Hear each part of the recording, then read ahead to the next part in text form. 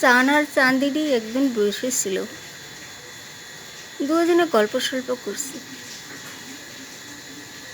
তো চাঁদিনী বলে উঠল, ভগবান, আপনার আমি অর্ধেকঙ্গিনী, আমি বহুত খুশি। আপনি যে এত সুন্দর, আপনার মতন পুরুষ নেই। তো চাঁদ হেসে দিয়ে বলল, তুমিও তো কত সুন্দর, তোমার দিকে একবার তাকাই তো আমার মনে হয় যে আমার নজর তোমার দিকেই রাখি, তখনই তো আমি স্থির থাকি। হ্যাঁ প্রভু, আপনাকে আমার লুকিয়ে রাখার ইচ্ছা করি, কিন্তু আমার হাতে নেই। আপনার তো ব্রহ্মাণ্ড আলো করার আপনার জিম্মেদারি, তাই সেই আমি পারবো না। কিন্তু আপনার সুন্দরতার সাথে এক সমস্যা এসে গেল। চাঁদ বলল, হ্যাঁ বলো প্রিয়ে, কী সমস্যা? যে প্রভু,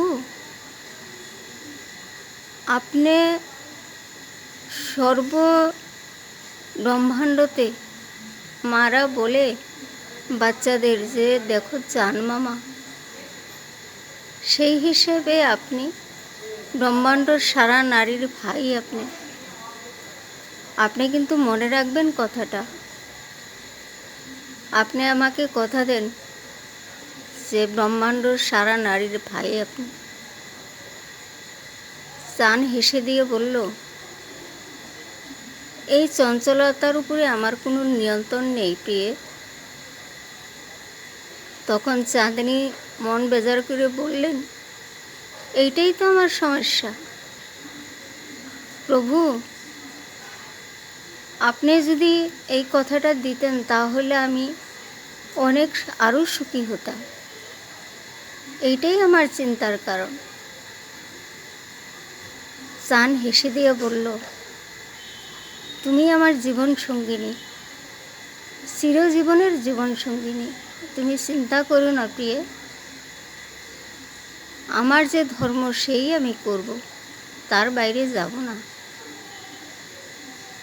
এই তো চাঁদ আর চাঁদিনীর কাহিনী। নমস্কার।